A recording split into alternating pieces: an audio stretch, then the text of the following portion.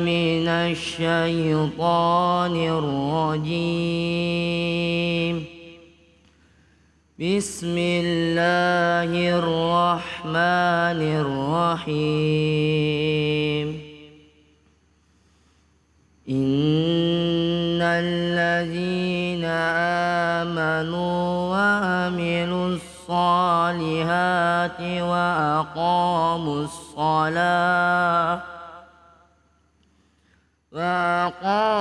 الصلاة وآتوا الزكاة لهم أجرهم عند ربهم ولا خوف عليهم ولا هم يحزنون. صدق الله العظيم.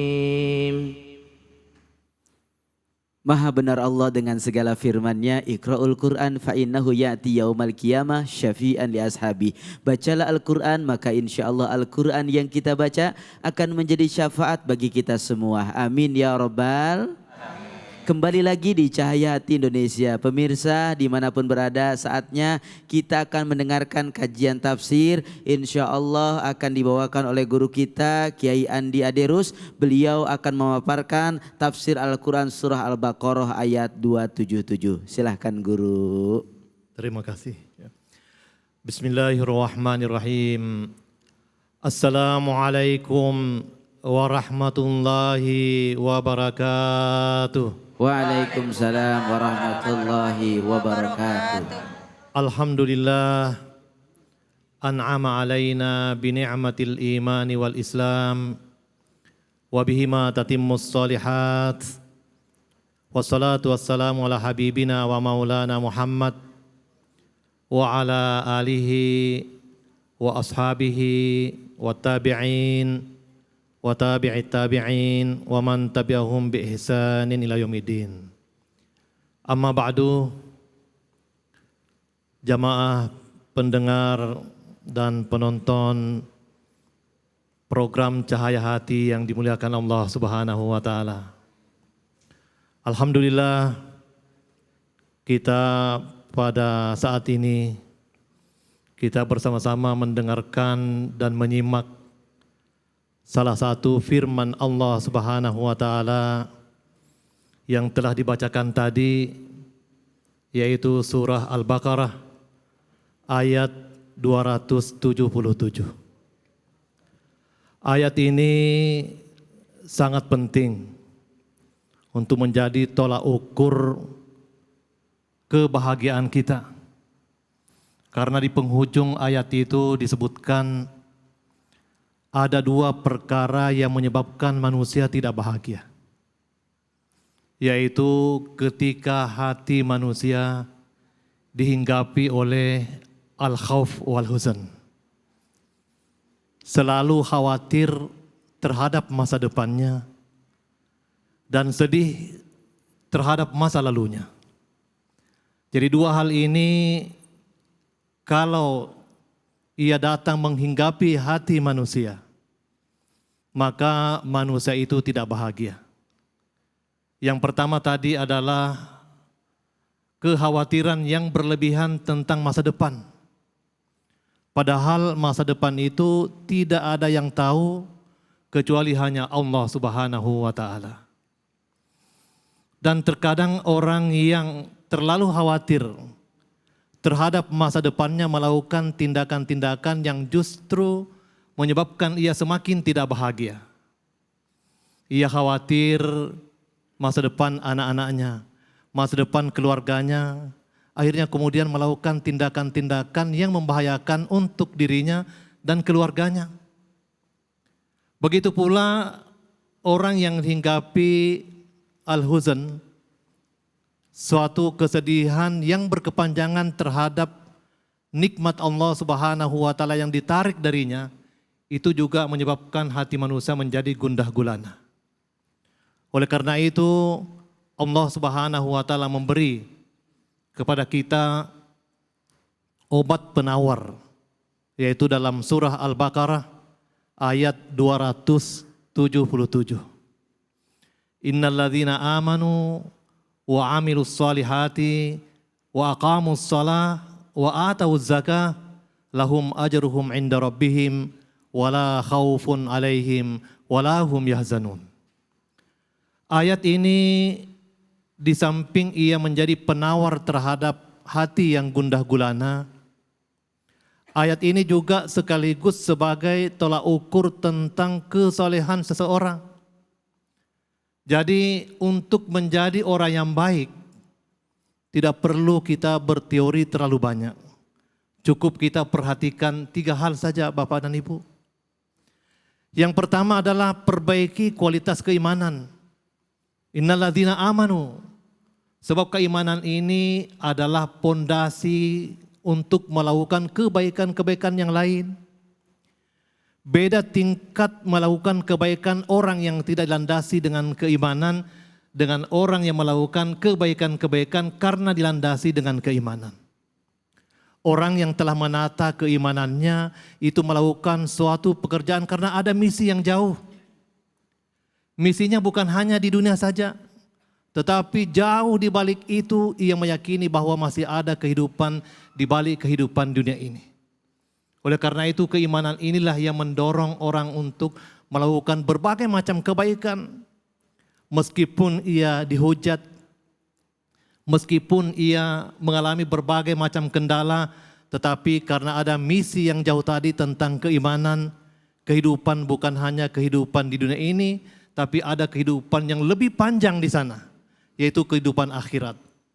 Oleh karena itu orang yang menata keimanannya dengan baik, maka tidak ada kendala yang berarti dalam kehidupannya untuk melakukan kebaikan-kebaikan. Itulah sebabnya Allah Subhanahu wa taala memulai ayatnya ini dengan keimanan. Innalladzina amanu, agar supaya segala bentuk kebaikan-kebaikan berikutnya mesti berlandaskan daripada keimanan. Yang kedua adalah wa amilus solihat. Berniat di pikirannya selalu ingin melakukan yang terbaik, amilus solihat. Dalam ayat ini amilus solihat ini tidak berarti tunggal, tetapi amilus solihat yang berarti itu banyak. Itu berarti dalam kehidupan kita tidak ada alasan bagi kita untuk tidak melakukan kebaikan-kebaikan. Dan dalam ajaran yang kita pahami, kebaikan itu bukan hanya salat, kebaikan itu bukan hanya zakat, kebaikan itu bukan hanya puasa. Bahkan dalam ayat ini ketika Allah Subhanahu wa taala mengurut urutan-urutannya, amilus solihat ini diletakkan oleh Allah Subhanahu wa taala pada urutan kedua. Bahkan mendirikan salat dan zakat diletakkan oleh Allah Subhanahu wa taala pada urutan ketiga. Itu berarti betapa pentingnya kita melakukan kebaikan-kebaikan dalam kehidupan kita. Dan kita pahami bahwa apapun yang kita lakukan, kalau itu kita niatkan untuk kebaikan, maka sesungguhnya itu juga terhitung ibadah di sisi Allah Subhanahu wa taala. Ibadah sosial. Bapak-bapak dan ibu-ibu tadi pagi meninggalkan rumahnya, datang ke tempat ini untuk mendengarkan tausiah. Maka sejak tinggalkan rumahnya, bismillah tawakkaltu ala Allah, sampai nanti kembali ke rumah, itu sesungguhnya terhitung ibadah di sisi Allah Subhanahu wa taala. Ya. Seorang tukang ojek, atau ia sopir angkot, atau ia guru, atau ia tentara, atau apapun profesi kita. Ketika di pagi hari kita membuka pintu rumah kita, bismillah tawakkaltu ala Allah, tukang ojek misalnya, ia buka pintu rumahnya, bismillah tawakkaltu ala Allah, saya berniat agar orang-orang yang mau pergi ke tempat pekerjaannya, dia sampai tepat waktu di tempat pekerjaannya, tidak terlambat, supaya orang tersebut bisa melayani masyarakat, bisa melayani rakyat Indonesia untuk melakukan pekerjaannya. Maka sesungguhnya tukang ojek itu bukan hanya berprofesi sebagai tukang ojek, tetapi sesungguhnya ia dalam keadaan beribadah kepada Allah Subhanahu wa taala. Sejak ia tinggalkan rumahnya sampai nanti kembali ke rumahnya, itu terhitung ibadah di sisi Allah Subhanahu wa taala. Ibu-ibu di rumah ketika memasak untuk anak-anaknya, memasak untuk suaminya, lalu ia meniatkan itu memasaknya agar supaya suami dan anaknya bisa makan dengan sehat, bisa beribadah dengan baik, bisa berpikir dengan jernih, maka sesungguhnya ibu yang memasak tadi di rumahnya bukan sekedar hanya ibu yang memasak, sesungguhnya ia dalam keadaan beribadah. Sejak ia memasak sampai nanti selesai memasaknya, itu semua rentetannya itu terhitung ibadah di sisi Allah Subhanahu wa taala. Oleh karena itu sangat penting segala bentuk pekerjaan kita itu diniatkan sebagai suatu pengabdian kepada sesama kita manusia, sebagai suatu ibadah kepada Allah Subhanahu wa taala, agar di samping kita mendapatkan rutinitas pekerjaan kita sehari-hari, pada saat yang sama juga kita mendapatkan pahala daripada Allah Subhanahu wa taala. Dan kalau ada orang yang melakukan aktivitasnya tapi dia sadar betul niatnya adalah betul untuk membantu orang lain, maka sesungguhnya ketika dia wafat dalam pekerjaannya, dia bukan wafat sebagai orang yang bekerja saja, tetapi sungguhnya ia adalah mati syahid, mati dalam keadaan beribadah kepada Allah Subhanahu wa taala. Oleh karena itu betapa pentingnya amilus shalihat ini. Orang yang memiliki kemampuan tenaga bisa beramilus shalihat dengan tenaganya. Orang yang memiliki pemikiran yang jernih, dia sumbangkan pemikirannya kepada negara, maka sesungguhnya itu juga adalah amilus shalihat. Orang yang memiliki harta benda, lalu ia membantu orang lain, membantu tetangganya, membantu orang yang kekurangan, membantu negara, maka sesungguhnya dia juga beramilus shalihat. Maka kita bisa beramilus shalihat dengan tenaga kita. Kita bisa beramilus shalihat dengan pikiran-pikiran kita. Kita bisa beramilus shalihat dengan harta benda kita. Sehingga tidak ada halangan bagi seseorang pun untuk tidak melakukan amilus shalihat. Itulah sebabnya dalam ayat ini Allah Subhanahu wa taala menyebutkannya amilus shalihat, banyak kebajikan-kebajikan.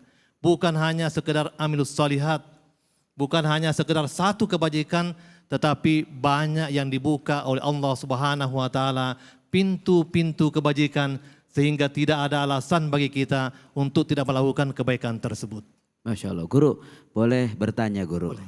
Kalau kebaikan yang kita lakukan seperti bekerja ini, apa bisa menjadi sebab itu diampuninya dosa kita? Ya, boleh jadi itu sebab diampuni dosa kita, karena baginda Rasulullah SAW mengatakan, ketika kita melakukan suatu kesalahan, maka ikutilah dengan kebaikan-kebaikan. Itu akan menghapus kesalahan-kesalahan kita.